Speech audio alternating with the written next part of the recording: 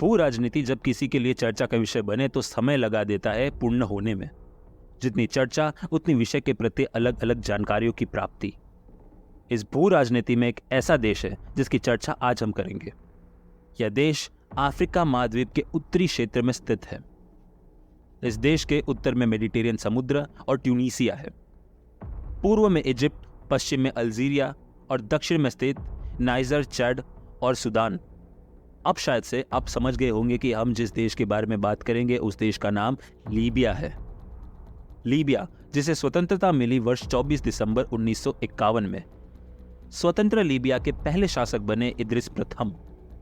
इद्रिस प्रथम kingdom of Libya के राजा थे और सानुसी खानदान से उनका ताल्लुक था। 1951 से 1969 तक सत्ता पर काबिज रहे। वर्ष 1969 लीबिया की राजनीति में इद्रिस की पकड़ कमजोर पड़ चुकी थी। देश में चल रहे भ्रष्टाचार और ऑयल से कमाए पैसों का इस्तेमाल राजशाही परिवारों के लिए किया जा रहा था। राज्य व्यवस्था में भारी कमी थी और इसी वजह से सामान्य जनता में असंतोष का भाव प्रकट हुआ। लीबिया के लोगों को किंग इद्रिस के नेतृत्व में अपना उज्जवल भविष्य नहीं दिखाई दे रहा था। 1 सितंबर 1969 किंग इद्रिस अपने मेडिकल ट्रीटमेंट के लिए तुर्की गए। उसी के बाद सैन्य तख्ता पलट हुआ। उस सैन्य विद्रोह ने लीबिया की आम जनता को विश्वास दिलाया कि देश को पूर्ण रूप से भ्रष्टाचार मुक्त किया जाएगा, लीबिया का सूर्योदय होगा। इन्हीं भरोसे को लोगों ने सच भी मान लिया। किंग इद्रिस के खिलाफ सैन्य विद्रोह का सफलतापूर्वक नेतृत्व मात्र 27 वर्ष के अफसर ने किया। कर्नल मुअम्मर गद्दाफी ने उस दिन न सिर्फ लीबिया के परंतु भू राजनीति के विषय को बदलने की नींव डाली। उस वक्त अरब नेशनलिस्ट अपने चरम पर था।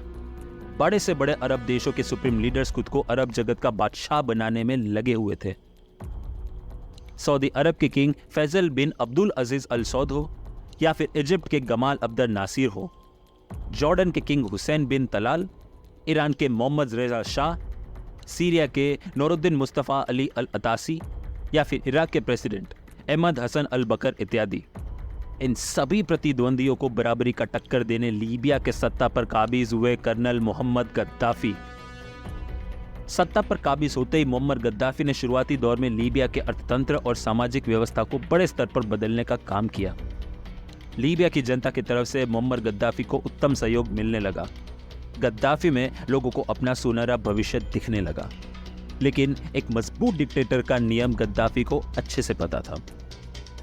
एक चालाक डिक्टेटर का नियम होता है कि सबसे पहले सत्ताधारी को सत्ता से उखाड़ फेंकना, उसके खिलाफ जनता को उकसाना, उसके बाद खुद को सत्ता में लाना। शुरुआत समय में ही जनता को उनके जरूरी वस्तुओं के साथ अन्य उत्तम सेवाएं देना, लोगों के मन में यह बात बिठाना कि वही उनका भविष्य है, और फिर सबसे आखिरी चरण है अपनी नीतियां उन पर लागू करवाना, चाहे वह सही हो या गलत। अगर लोग बनाए नीति को मान लेते हैं तो अच्छा, नहीं तो मनवा लेने के लिए कई तरीके होते हैं और ये तरीके गद्दाफी जैसे डिक्टेटर्स को अच्छे से पता था। वक्त के साथ साथ गद्दाफी की तानाशाही बढ़ने लगी। लीबिया में गद्दाफी के खिलाफ कोई आवाज उठाने का साहस न करता था। गद्दाफी ने लीबिया में अपनी ताकत बना ली। अब अगला लक्ष्य था अरब देशों में अपनी ताकत बढ़ाना। लेकिन एक पुरानी कहानी तो आपने सुना ही होगा, जिसके दो मुख्य पात्र थे, कुत्ता और रोटी। कैसे नदी में अपनी परछाई देख कुत्ते को खुद का चेहरा नहीं परंतु प्रतिद्वंदी का चेहरा दिखा, जिसके मुंह में रोटी दबी हुई थी। कुत्ते ने उस परछाई पर जैसे ही हमले के लिए मुंह खोला कि रोटी नदी में गिर गई। कुत्ता नदी की परछाई को ठीक से पहचान न पाया और अपनी रोटी गवा दिया। ऐसी हालत गद्दाफी की होने वाली थी। गद्दाफी के दिमाग में लालच घर कर गया था। खुद को ताकतवर बनाना अब उसका लक्ष्य बन चुका था। उन दिनों अरब देशों में सत्ता बनाने का मुख्य रास्ता इजराइल से होकर गुजरता था। जिसने इजराइल को हराया समझो उसका बोलबाला। परंतु इजराइल को हराना आसान नहीं था। इजराइल के सबसे करीब दोस्त यूएसए का हाथ उस पर था। समय आगे बीता। वर्ष 1969 में इजराइल विरुद्ध इजिप्ट ने वॉर ऑफ अट्रिशन छेड़ा। इसमें इजिप्ट का साथ कई अरब देशों ने दिया। युद्ध में इजराइल की जीत हुई। फिर आया सन 1973 जब कई अरब देशों ने इजराइल के विरुद्ध यौम किपुर वॉर छेड़ा। इस युद्ध में भी इजराइल की जीत हुई। मुअम्मर गद्दाफी इतना समझ चुका था कि इजराइल को सैन्य द्वारा युद्ध में हराना असंभव है कोई दूसरा उपाय ढूंढना होगा। बस इसी में मोहम्मद गद्दाफी को उपाय मिला और वो उपाय था आतंक। मोहम्मद गद्दाफी की सरकार ने कई आतंकी संगठनों को फंड किया।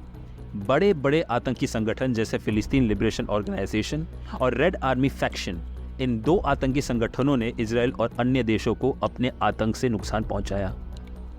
अगर उनके आतंकी गतिविधि की बात करें तो पीएलओ ने 1970 में Dawson field hijacking, 1972 Munich massacre, 1972 Sabena flight hijack, 11 मार्च कोस्टल रोड मसाकर इत्यादि।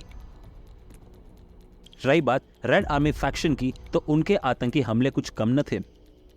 19 मई 1972 हैम्बर्ग बॉम्बिंग, 3 जुलाई 1976 एयर फ्रांस फ्लाइट 139 हाईजैकिंग, 13 अक्टूबर 1977 लुफ्तांसा फ्लाइट 181 हाईजैकिंग, 10 नवंबर 1974 Germany president, supreme court president Gunter von Drenkmann की हत्या इत्यादि।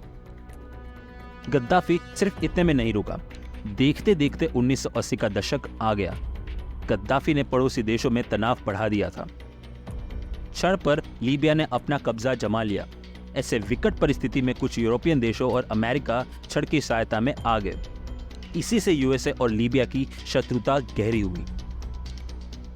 लीबिया का शत्रु यूरोप भी बनने लगा। वजह था आतंकी हमला। गद्दाफी का आतंकी संगठनों को आर्थिक सहायता देना और पड़ोसियों पर आक्रमण करना, इन सब की वजह से यूएसए और अरब देशों के साथ हो रहे व्यापार पर भारी असर पड़ रहा था। फिर आया वर्ष 1986 जब सीआईए की एक रिपोर्ट ने यूएसए गवर्नमेंट को हिलाकर रख दिया। रिपोर्ट के अनुसार लीबिया अपने न्यूक्लियर प्रोग्राम की तैयारी में लगा हुआ था। यूएसए के लिए जरूरी बन चुका था लीबिया पर हमला करना, जिससे लीबिया को उनके खिलाफ खड़े होने का मौका न मिले। यूएसए की योजना अनुसार सैन्य ठिकानों पर हमला करना सही होगा। यूनाइटेड स्टेट्स एयरफोर्स, नेवी और मरीन कॉर्प्स ने 15 अप्रैल 1986 लीबिया के 6 सैन्य ठिकानों पर हमला करने का निर्णय लिया। अब इस हमले में कौन से सैन्य ठिकाने यूएस एयरफोर्स के निशाने में होगा, यह आपको आगे पता चलेगा। क्यों यूएसए लीबिया पर हमला करना चाहता था? आखिर किस स्तर पर यह हमले को एग्जीक्यूट किया जाएगा? क्या परिणाम होगा इस मिशन का? जानने के लिए देखिए हमारे इस video operation L Dorado canyon को।